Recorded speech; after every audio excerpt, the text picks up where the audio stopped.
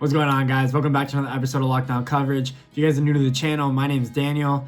On today's episode, we're going to be doing an NFL mock draft. I've been waiting to do this. I finally got it all set up. We're going to be doing the first round, so all 32 picks of the first round, not necessarily all 32 teams, because not every team obviously has a first round pick, especially like the Dolphins and the Raiders and Jacksonville. I think those are the three teams that have all multiple first round picks. So without any further ado, let's get into it. With the first pick, and this, I'm sorry to say, is not a surprise because everyone's been mocked, but I think the Cincinnati Bengals are going to stick with their gut. They better stick with their gut more or less and get Joe Burrow. Joe Burrow, the undoubtedly best quarterback in this draft. A Heisman winner, championship trophy winner. He has all the accolades you could ask for in a quarterback throughout a one-year span. Even though he didn't perform last year to expectations, he ended up turning himself from a fourth to potentially the first overall pick in the draft, which is amazing. I've probably never seen that happen. So Joe Burrow is my undoubtable number one overall pick, unless the Dolphins or some crazy team loves him and they end up trading their whole draft, basically, all their important picks to move up to one. I don't even know if Cincinnati would do that, but Joe Burrow is my first overall pick.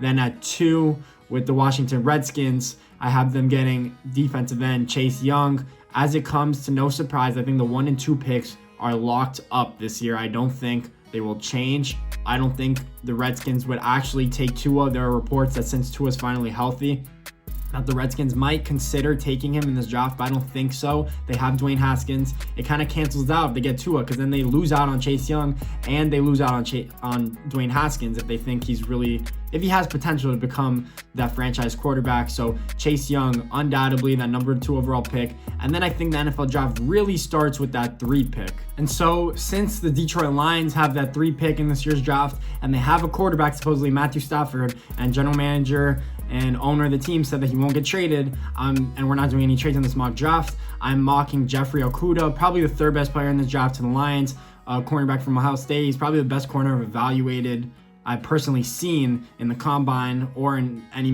NFL draft throughout the past 5 years. I think he's going to be that plug and play, that Darius Slay type player. So if they do lose Darius Slay, they still have a top flight corner. So that's why I have going on number 3, even though I think that the Dolphins or a team that wants Tua Tagovailoa will have to trade to that 3 pick to personally get him. I think that's where Tua goes. That's the Tua spot. But since we're not doing trades again, Jeffrey Okudah to the Detroit Lions at 3. I still think they can get him at 5. With that 4 pick to the New York Giants, I have them getting left tackle Tristan Wirfs from Iowa. He's probably the best plug-and-play left tackle in this whole draft. He's fast. He ran a 4.86. So he's mobile. He's not that stagnant type Mekhi Becton, big body type player, even though Mekhi Becton is really fast for his size.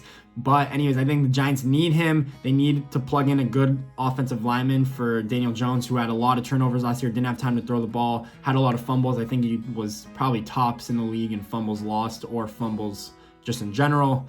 So that's who I have going at 4. I think they need him more than a linebacker, and the Giants don't draft linebackers in the draft, so I don't have them getting Isaiah Simmons from Clemson. Then with that 5 pick, I think the Dolphins are getting Tua Tagovailoa, like I mentioned. If they have to move up and trade to that number 3 pick from the Lions, if they stay at 5 and he's still there, so be it. But I think the Dolphins are going to get Tua. I think he's prime position to be the Dolphins quarterback for this whole year. The Dolphins had 3 first-round picks. If they really like him that much, they could do anything in their power. They have the ammunition to move up in the draft, or blessed be, since I'm a Dolphin fan, I wish that he lands us at 5 so we don't have to trade any of our first-round assets that we got, like Minkah Fitzpatrick and for Laremy Tunsil.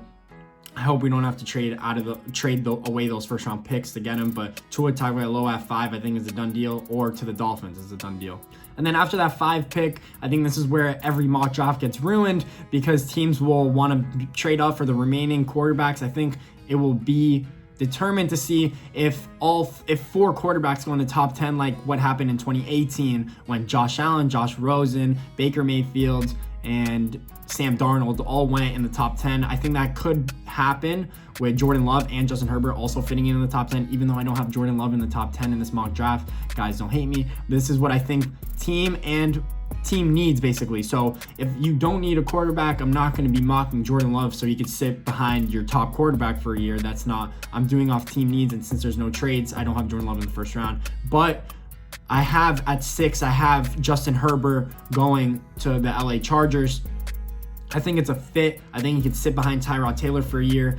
I think if he needs to, if he could start halfway through the year, I think he'll be a good quarterback. He just needs to learn the scheme. If his worst quality is leadership, I'll take that. He's still a good guy, doesn't get in trouble, A student at Oregon, understood schemes and concepts, has a cannon arm. I don't know why people are lower on him than I am, but I think he could go at 6. If not, I think LA Chargers could trade out and a team could trade up to get him, because I think that's where Justin Herbert would go.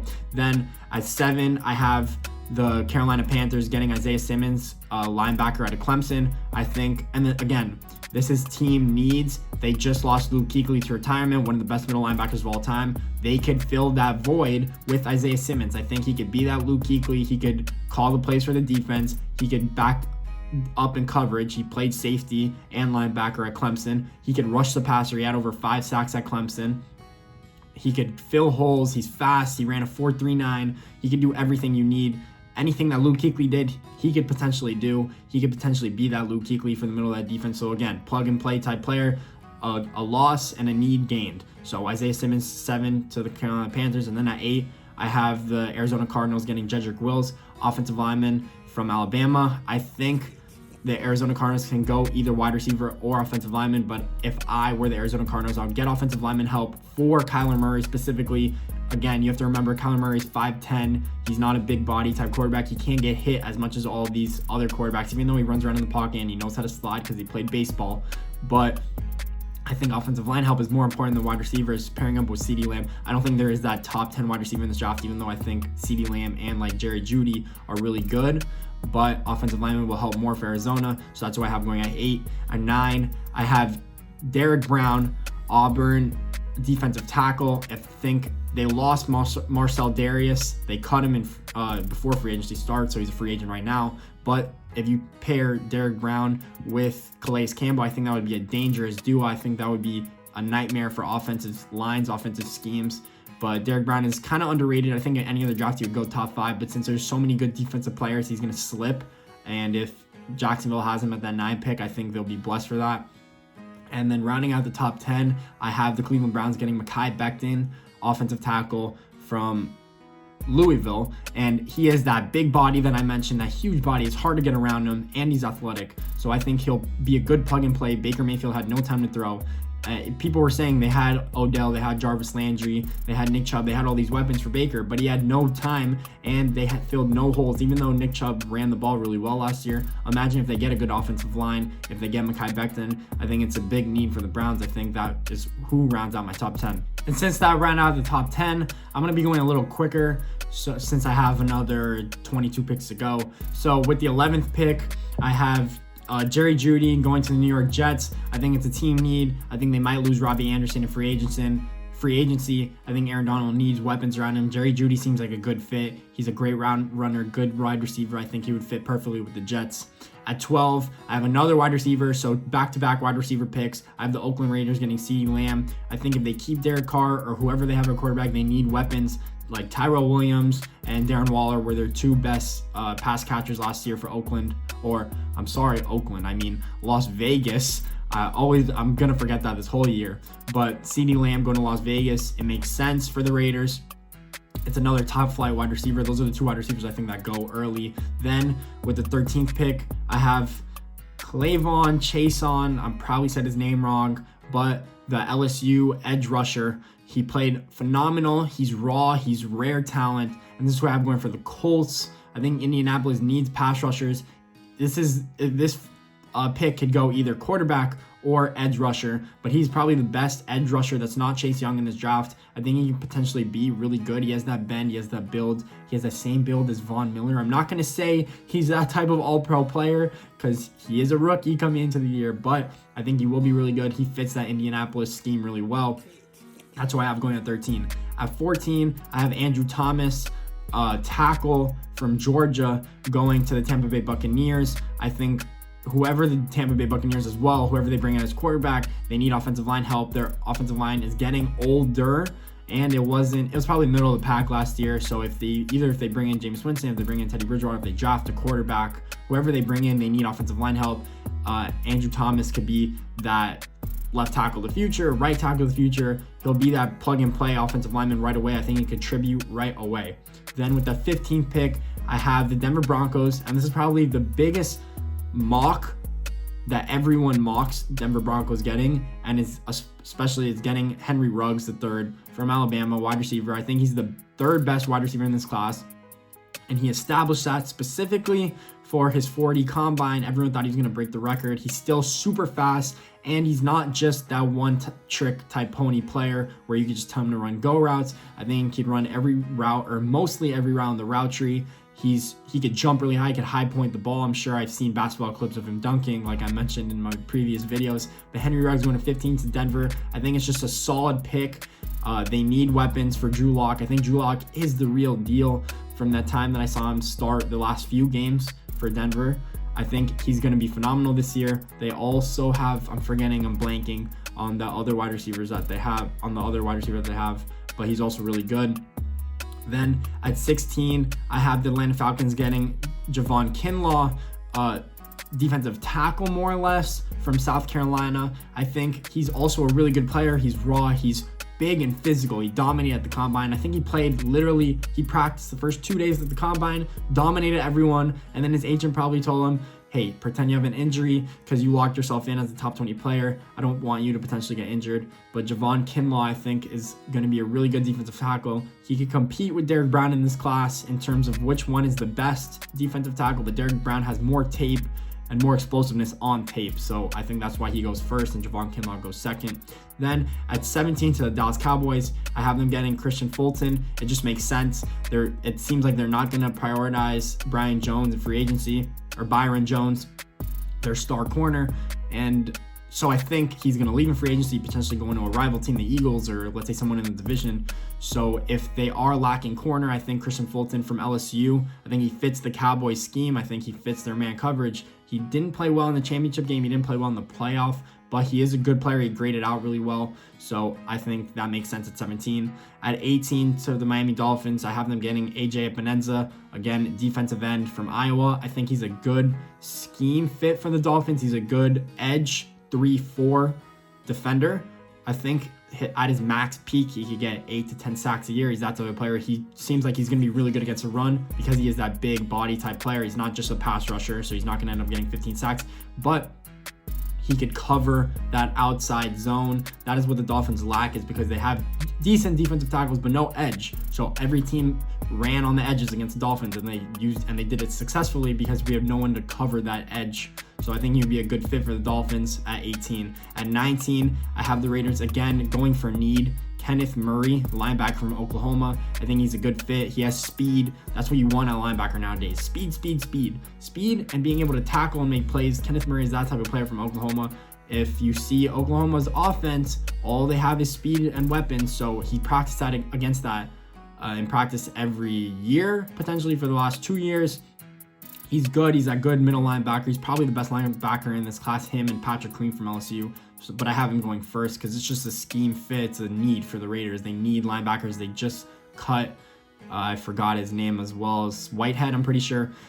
So they need linebackers. They need bodies.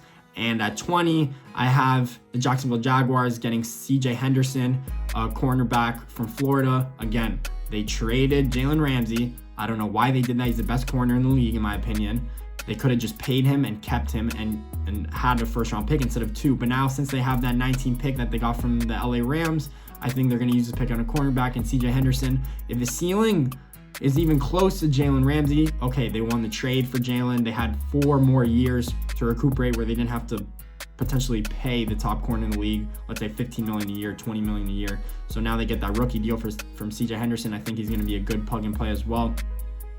He didn't perform that good this past year at Florida, but last year's tape was supposedly amazing from him. I saw some highlights from him. I would agree with that. So that rounds out my top 20. Let's continue with the 21st pick. I have the Philadelphia Eagles getting wide receiver Laviska Shenault out of Colorado. I think he is really good. I think he ran slow at the 40, but he got injured. He had surgery the day after on a groin injury, I'm pretty sure, because he wasn't healthy enough. But I think he's really explosive. He's that guy that the Eagles need. They need pass catchers. They did not do well at wide receiver last year.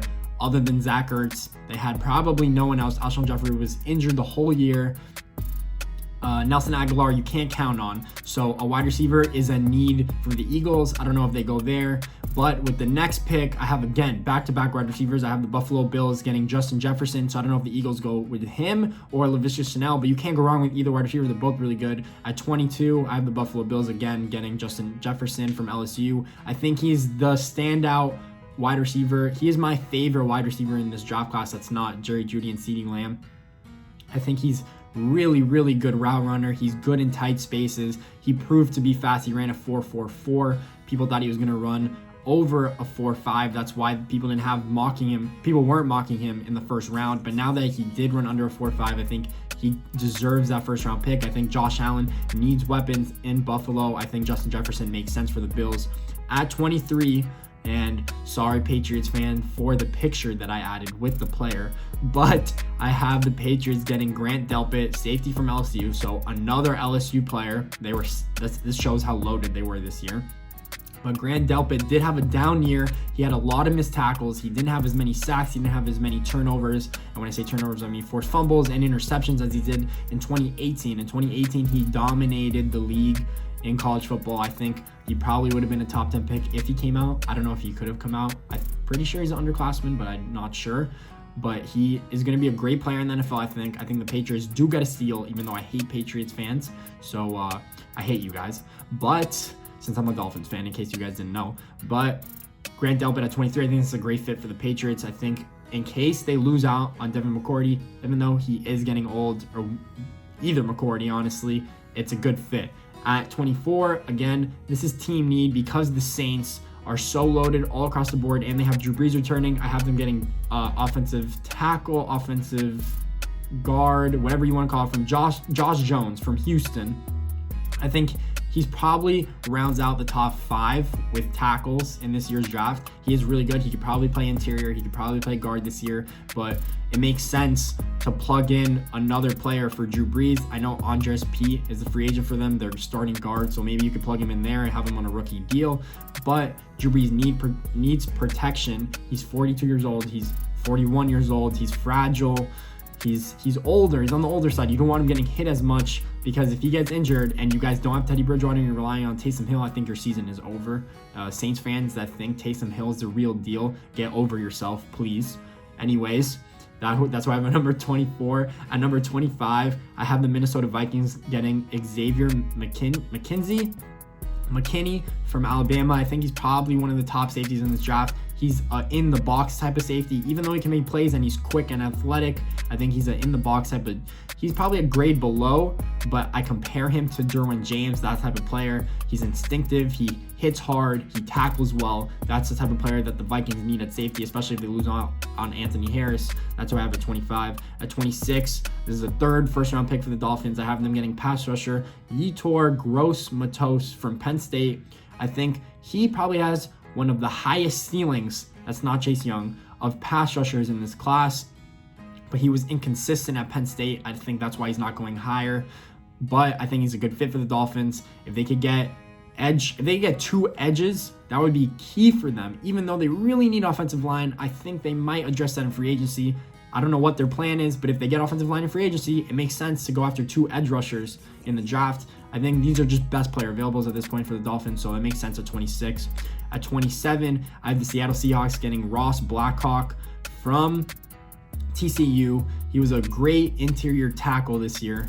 When I say tackle, I mean defensive tackle. He's a big body. He fits that Seattle, that mean kind of defensive look. I think it's a good pick for them. I think it's good value. I think people have him going in the early seconds, but I would see Seattle, who got a running back, Rashad Penny, 2 years ago, and people didn't expect that to happen. Seattle's that type of team to get a player that they just really like, even though if it's not that valuable of a pick. That's why I have a 27. At 28, I have the Baltimore Ravens getting T. Higgins. I think you need to just fill Lamar Jackson with weapons. They have Hollywood Brown. Now imagine if you pair Hollywood Brown with a top flight wide receiver, especially a tall wide receiver who could go get the ball in the air and doesn't have the burners. He is still, I think, mobile and agile enough to be a really good route runner, but you need that big body. Lamar Jackson's in trouble. Instead of trying to run and make plays and get sacked for 20 yards, just throw the ball up to T. Higgins. He's that type of player. He's basically a Mike Williams. That's who I compare him to on the Chargers, who did also play at Clemson. T. Higgins at 28, so the Baltimore Ravens. And then at 29, I have the Tennessee Titans getting Zach Bond. He's a kind of linebacker hybrid from Wisconsin. I mentioned the Dolphins potentially getting him at the end of the first round, but he's that good of a player. I think eventually at his peak as well, he could get 8 to 10 sacks, but he could cover. He played linebacker and weak side linebacker, I'm pretty sure, at Wisconsin. So he did cover probably 30% of the time. So that's a lot of reps that he got doing both passing the rusher. I don't know if the Titans would want to specifically break down on something that he does really well, but I think it's a good scheme fit, especially Mike Vrabel. He's good at picking defensive players. He was a defensive player himself. So that's what I have at 29. At 30, I have the Green Bay Packers getting KJ Hamler. This might be a surprise for some, but Penn State wide receiver. I think he's fast. I think he's elusive. I think he's quick. I think the Packers could kind of integrate like jet sweeps. They could run go routes that they couldn't run before, because even though Devontae Adams is a really good wide receiver, he doesn't have that breakaway speed. They don't have anyone with natural ball skills. A KJ Hamler could come in. He could start right away. He could make Aaron Rodgers better. That's what the Green Bay Packers need. At 31, I have the San Francisco 49ers getting Damian Arnett, cornerback from Ohio State. People might not like this pick if you're a 49ers fan, but he played really well opposite Jeffrey Okudah. And since every team knew that Jeffrey Okudah was the best cornerback in the nation, if Damian Arnett held up well, it shows that he's a good corner, because you're not going to throw to Jeffrey Okudah every time. So you might as well go opposite side of the field. And he still performed well, knowing that half of the field was shut down. So that proves to me that he's a good corner. And Richard Sherman's getting older, and they have a few key free agents. So I think it makes sense for San Francisco to go secondary and keep that defense at a top level shape, top level talent. So that makes sense for San Francisco. And then to round out my mock draft at 32, I have the Kansas City Chiefs, defending Super Bowl champions for next year, getting Neville Gallimore from Oklahoma. He's an interior defensive tackle as well. I think Andy Reid has always had those type of players. So if you could pair him with a Chris Jones and you could just plug and play him, I think the Chiefs can use that type of player. Their defensive line would be stacked. They would have Clark, they would have Chris Jones, they would have this Neville Gallimore. I think he will just fit in right away. I think it's almost a fill-in need, unless you want to get a weapon for Patrick Mahomes, or if you want to get offensive linemen to protect him. I think you go either way on that. But that rounds out my first round mock draft, first 1.0 Daniel mock draft. I'm going to keep doing this. I'm going to probably redo this after free agency, because some teams are going to fill needs that I have them going with in this mock draft. So after free agency, I'll get back to this mock draft. Make sure if you guys like this video that you leave a thumbs up and subscribe. I'd really appreciate it. More videos to come, guys. Hope you enjoyed. Thanks.